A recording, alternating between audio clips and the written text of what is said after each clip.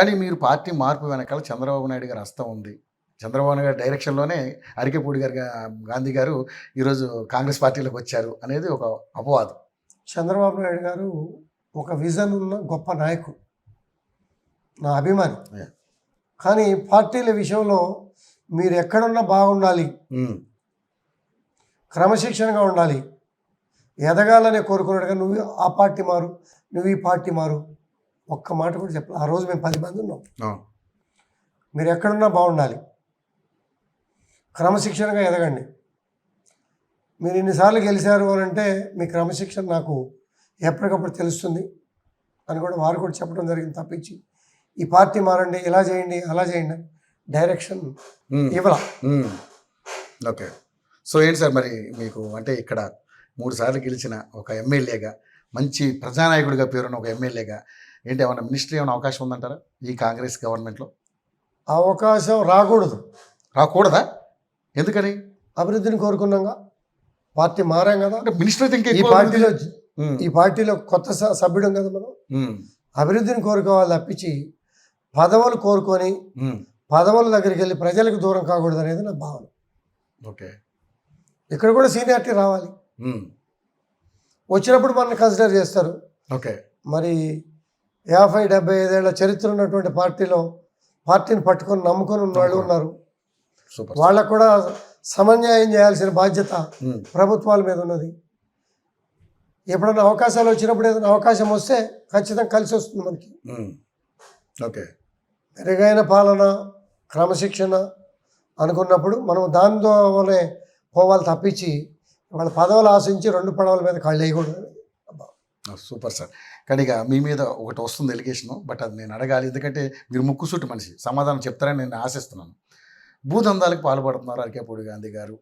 గత 10 ఏళ్లలో నుంచి ఇప్పటి వరకు కూడా షేర్లింగంపల్లి నియోజకవర్గంలో ఉన్నటువంటి ఏదైతే ల్యాండ్స్ ఉన్నాయో వాటన్నిటి మీద కూడా సమగ్రమైన విశ్లేషణ తెప్పించుకుని దాని మీద ఆయన పూనుకుంటున్నారు అనేది ఒక ఎలిగేషన్ వస్తుంది. సో ఏంటి సార్, నిజమేనా? దీనిలో మీ ఛానల్స్ కొన్ని తప్పుదోవ పట్టిస్తాయి, బురద జల్లుతాయి. ఆ భాగంలో ఏమన్నా వస్తే మీ దగ్గర న్యూస్ వచ్చి ఉండొచ్చు, కానీ ఒక్కటి చూపించగలుగుతారా, ఒక్కటి ప్రూవ్ చేయగలుగుతారా? ఇవాళ ఆన్లైన్ వ్యవస్థ, ఐటీ వ్యవస్థలో ఆధార్ కార్డు కొడితే ఆస్తులు వస్తాయి. బినామీల్లో కానీ గాంధీ పేరు మీద కానీ ఈ 10 సంవత్సరాల్లో ఒక్క ఆస్తి అమ్మాడు కానీ ఒక్క ఆస్తి కొన్నాడా? ఆరోపణలు చేస్తారు. ఆరోపణకి దగ్గరగా మాట్లాడితే ఆ మనిషికి విలువ ఉంటుంది. ప్రూఫ్ ఉండి కూడా ఉంటే విలువ ఉంటుంది. ఆ విలువ లేని మనుషులకి ఒకసారి సమాధానం చెప్తా, రెండోసారి వాళ్ళతో మాట్లాడి కూడా సమయం వేస్ట్ చేసుకోవడమేగా. ఓకే.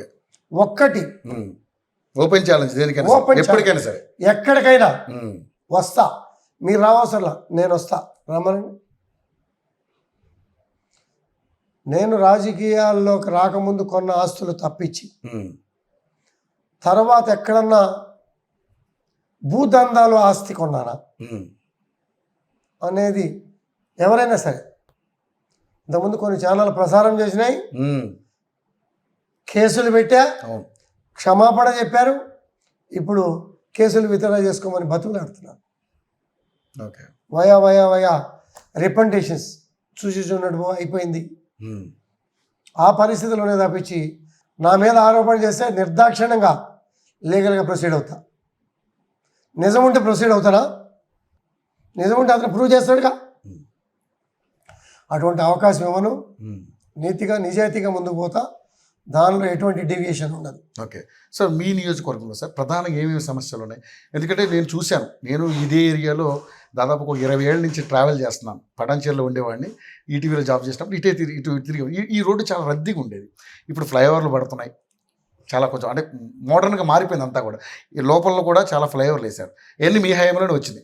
సో ఇంకా ఏమన్నా మీరు చేయాల్సిన సమస్యలు ఏమైనా ఉన్నాయి? ఇంకా లింక్ రోడ్స్ ఉన్నాయి. Link roads, okay. ఫ్లైఓవర్లు పెండింగ్ ఉన్నాయి. శాంక్షన్ అయిపోయినటువంటి ఫ్లైఓవర్లు Calvary temple road to link pending ఉంది. దాంతోపాటు my home to zonal office, Bombay highway to zonal office flyover sanction అయ్యి రెడీగా ఉంది, ల్యాండ్ ఎక్వైరీ రెడీగా ఉంది. Nallagandla to MRO office 100 feet road, ఇంకో ప్యారలల్ రోడ్. అలాగే అపర్ణ టు గంగారం చెరువు మీదుగా ఆంజనేయ స్వామి టెంపుల్ వరకు 100 feet రోడ్. ఓకే. ఇవాళ ఏంటంటే సరౌండింగ్ యూ షేప్లో తిరిగి రావాల్సిన పరిస్థితి. ఆ రోడ్డు బంద్ అయిందంటే ఆల్టర్నేటివ్ రోడ్ లేదు.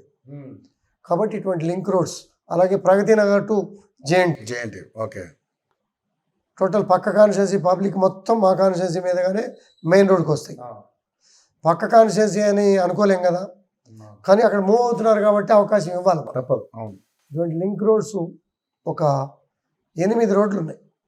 ఇవన్నీ కూడా కలపాల్సిన బాధ్యత ఉంది. మన ముఖ్యమంత్రి గారితో కారులోనే కూర్చున్నప్పుడు ఇవన్నీ కూడా చెప్పా. దానకిషోర్ గారికి నేను చెప్తాను, చేయించుకోమని కూడా చెప్పారు.